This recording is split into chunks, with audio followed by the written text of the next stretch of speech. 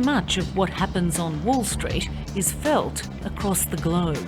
Investors take their lead from this financial hub. Now people angry about banks and bankers are doing the same. Occupy Wall Street under occupation. People arriving from everywhere. The Occupy movement has spread to London, to Rome,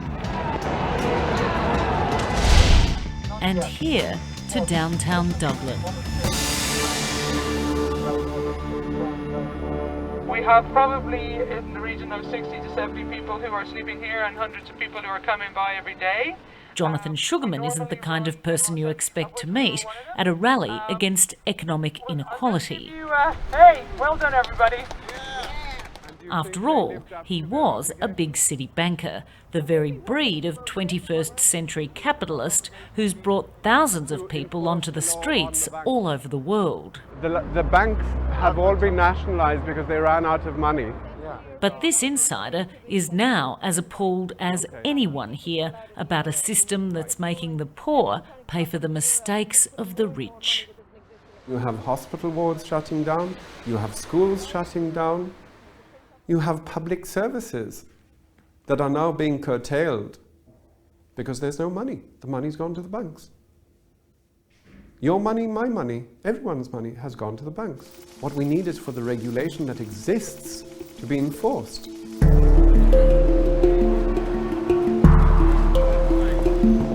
Jonathan Sugarman has never spoken publicly about his experiences until now. In 2007, he became a very senior executive at UniCredit, Italy's biggest bank, one of the top 5 banks in Europe. He was the head of risk management in Ireland. As a bank, we have a license to operate as a bank, which is very much like a driving license. It says this is the speed you can go, this is what you can do, and you have to operate within these limits.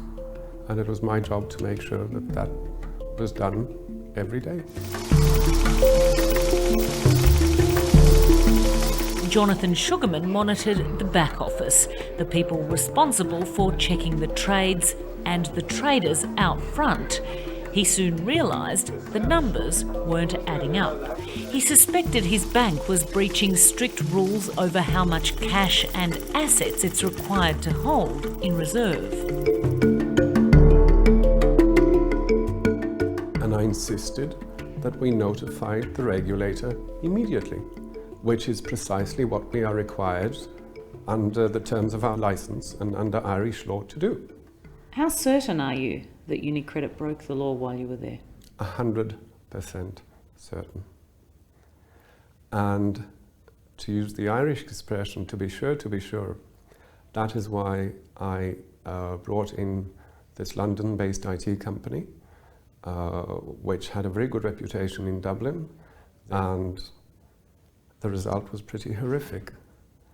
Because whereas the breach that I had reported to the regulator was a breach of 20%, whereas the permissible deviation was 1%, they rang me up one evening, soon after they tied into our systems, linked into our systems, and said, your breach is actually 40%.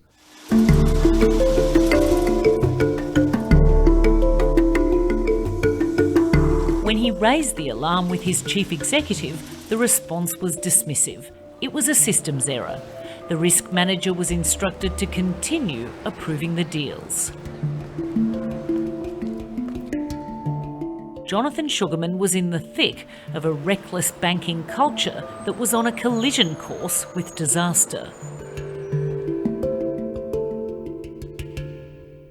Well, on the days that the system threw up these figures that I was told were incorrect, we would sign to say, oh, this is a system error and we're confident that everything's all right, and just carry on as we did before, never notified anyone. So when you think of the fact that when Nick Leeson brought down Barings Bank, it collapsed over £800 million, I was signing over 5 billion every day that we didn't have. Understanding the dictionary definition of the word and the fact that I spent 4.5 years in prison, I am a criminal. I always knew what I was doing was wrong. Did I think it was criminal from inception? Absolutely not.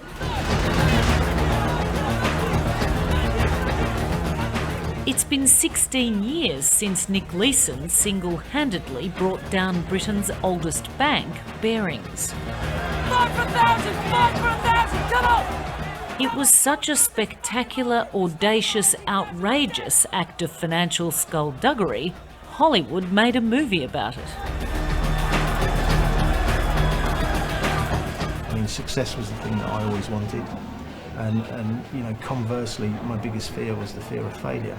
And the fear of failure was probably the one thing that I couldn't countenance. So putting my hand up and saying, look, there's this error that I should have closed yesterday, but I ran it into another day and therefore made the problem even worse, was the thing that I couldn't do.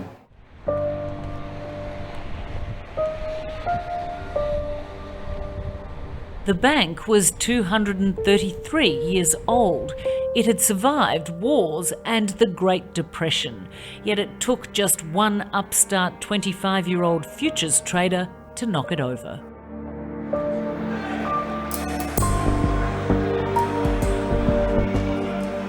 Firstly, I didn't know that the bank was going to collapse. I didn't know what the capital base of the bank was, wasn't really interested as long as the money kept coming. And so, you know, I knew the effect of my actions would be dramatic. I didn't really understand they would be quite as catastrophic as they were. Before Leeson became a trader for Barings in Singapore, he was a backroom bookkeeper in London.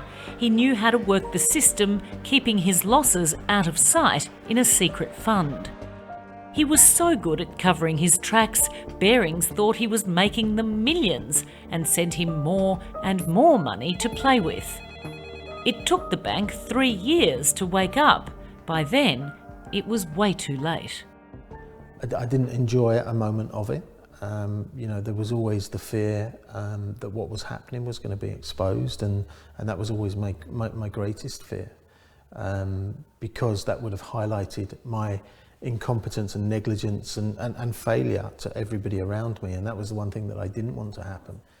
Did you ever stop in that time to think that actually some one individual or bunch of individuals were actually losing that money that you were hiding in that account, that was someone or some institution's money? No, I don't think you do.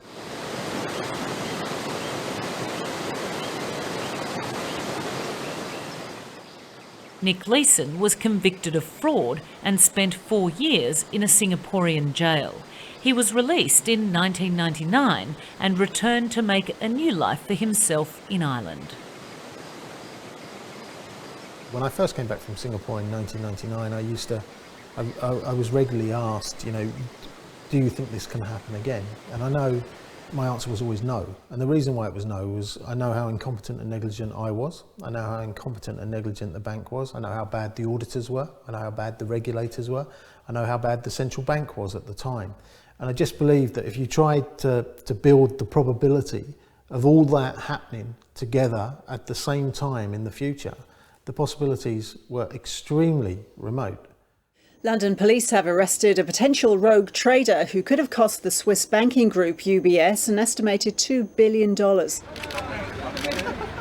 possibilities of it happening again were not so remote at all. Just months ago, 31-year-old Kweku Adoboli became the latest trader accused of being a rogue. Based in London at the giant Swiss bank UBS, he was in charge of the Delta One desk, which traded complex financial products. Je pense qu'il n'y a pas de rogue trader sans rogue banque. C'est-à-dire que ce n'est possible que si la banque veut bien que ce soit possible. Despite the technological advances since Nick Leeson's days in Singapore, sophisticated systems monitoring traders and their activities, and claims by the banks themselves that they're vigilant, it's alleged Kweku Adoboli did them blind. His so-called rogue trading started in 2008 at the height of the global financial crisis. And around the same time, the Swiss taxpayer was forking out $6 billion to rescue UBS from the brink of bankruptcy. La crise de 2007-2008 a abouti à des conférences, à des colloques, où on a dit on va faire telle et telle chose, et rien n'a été fait. Rien n'a été fait.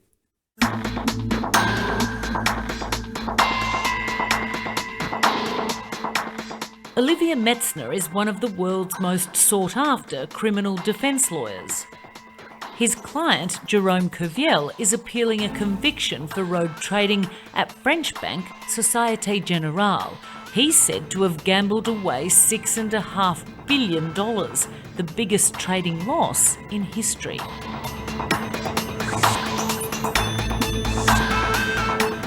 Just like the UBS scandal, Kerviel was working on the Delta One desk, where he invented buyers and sellers and created phantom deals to hide his losses. Est-ce qu'il est normal que des dirigeants de banque qui mènent leur banque à la faillite ne soient pas sanctionnés pour cela? Cela pose de vrais problèmes. Et effectivement, il est difficile pour les Français moyens de comprendre pourquoi, de temps en temps, on se focalise sur un Kerviel, sur un Nick Leeson, et pas sur les établissements bancaires. Here at the Palace of Justice in Paris, Jérôme Kerviel admitted that he'd made big mistakes that almost brought down one of France's biggest banks. But he wasn't about to take all the blame for what his legal team described as a rotten culture that encouraged excessive risk-taking, celebrating traders when the markets were up, only to isolate them when their bets turned bad. In this courtroom drama, calling Jérôme Kerviel a rogue trader allowed the bank to cast itself as the victim. Like Nick Leeson, before becoming a player himself, Jérôme Kerviel spent years in the bank's back office, recording trades and monitoring the traders. Because he did spend a lot of time in control teams, so he didn't know very well the controls, so he didn't know very well how to avoid the controls and to hide the position and to lie to people from controls when they asked questions. It is the worst nightmare of a banker. Hugues Lebray was an executive director at Société Générale when Jérôme Kerviel was caught. Was it the culture within the bank that inspired, encouraged excessive risk-taking? That's what Kerviel say. I don't think the culture was to take excessive risks, but I think the culture was to make more and more money in this investment bank. By taking more and more risk? By taking more positions, inventing new products, developing new activities. The activity of Kerviel was quite new. It was created a few years ago, a few years before. So you certainly have in trading rooms a greed culture. Where people want to make more money, to have higher bonuses. I think the biggest bonus I heard of in the banking system was about, I think it was close to 200 million. For 1 year's work? Yeah.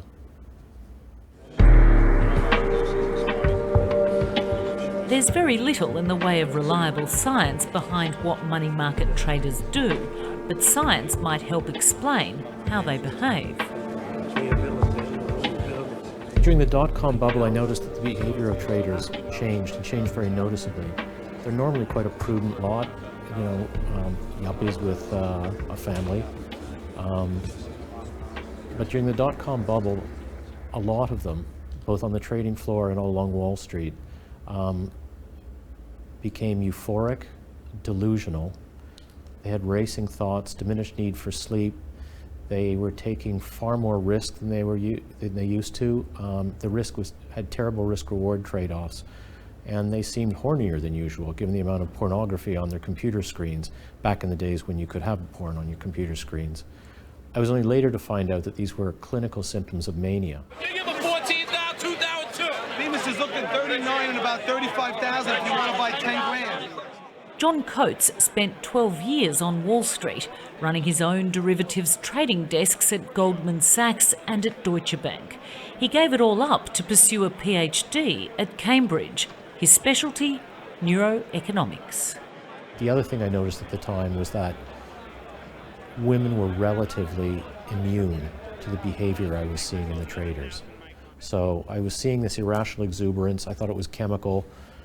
It wasn't really happening with women, so there was sort of an obvious candidate for what that chemical may be. And that's how I began doing research on testosterone.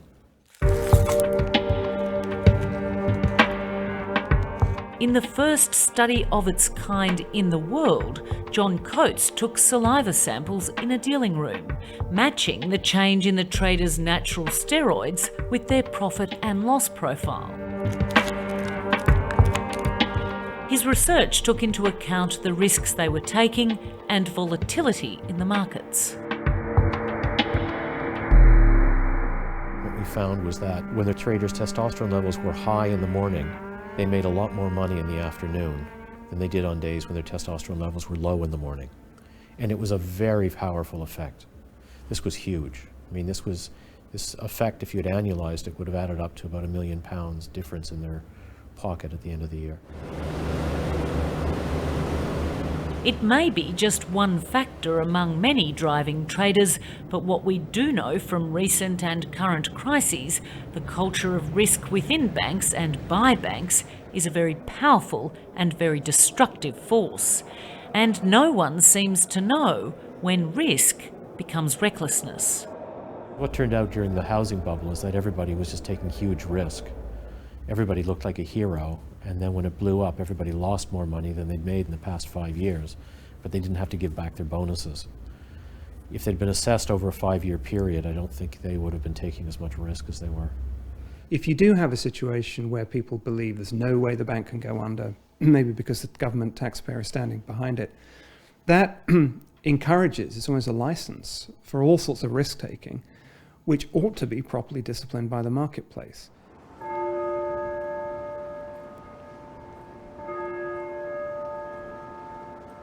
In Britain, Sir John Vickers has been trying to figure out how to protect the wider community from the rack and ruin of mischievous banking practices. Sir John is the warden of All Souls College at Oxford University. He was the former chief economist at the Bank of England and recently headed up an independent government review that recommended separating prudent traditional banking from the risky business of investment banking. The initial reaction was a very good one.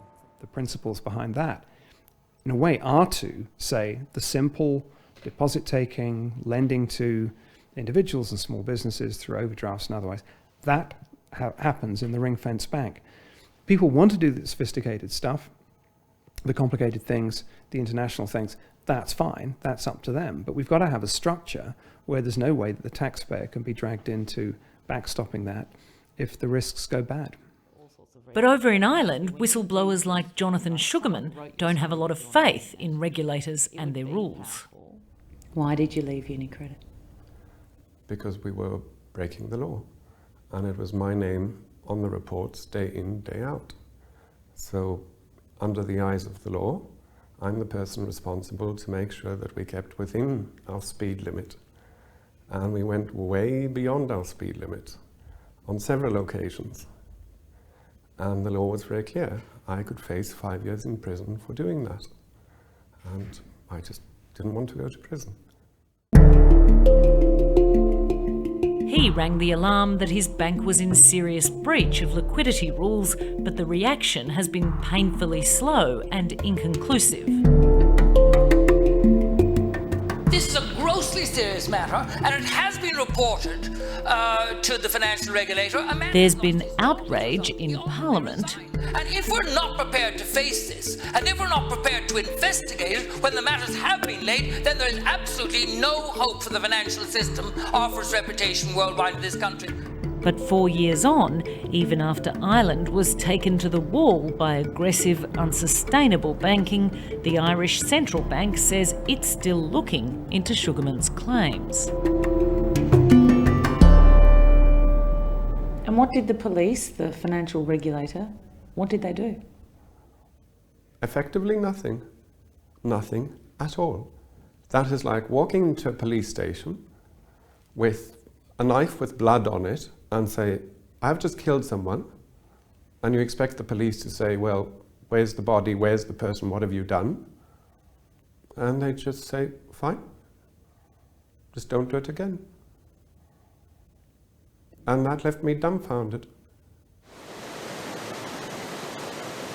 Even one of history's most reckless operators has been astonished by the behaviour of banks. Nick Leeson questions their willingness to learn from their mistakes. You know, I got myself back on the electoral roll in the UK. The first mail I got was credit card companies offering me credit cards.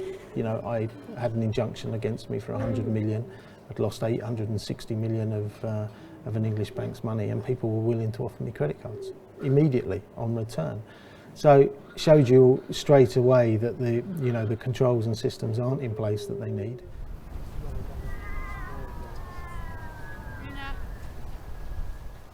Leeson is no longer allowed to work in banking, but he found a way of taking money from international banks anyway. He advises them on how to guard against the kind of behaviour he got away with at Barings. You have to wonder if they're listening. The weakness is in those risk management, compliance and control areas. Always has been, still is, and probably always will be. While the rogue trader has reinvented himself as banking consultant, the whistleblower is struggling. It took me a while to pick myself up. And then when I started looking for other positions as a risk manager, I found a lot of shut doors. Turned out that telling the truth doesn't really pay.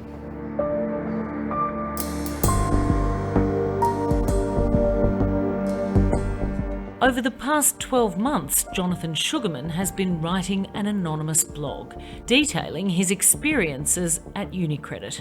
This is the first time he's revealed his identity. And as he continues to look for work, he can only wonder if the bank that one day takes him is playing fast and loose in a rogue system or has a rogue trader lurking in its ranks. Here we are in 2011 with the cost of billions to UBS because a trader who had come from the back office and was familiar with the systems knew how to get around them. Because of his insider knowledge of the system, much like Nick Leeson 20 years ago, he knew how to get around that. And that is what we, the taxpayers, pay the regulators, the policemen of the banks, to make sure cannot happen and does not happen. And here we are 20 years later, and it's still happening.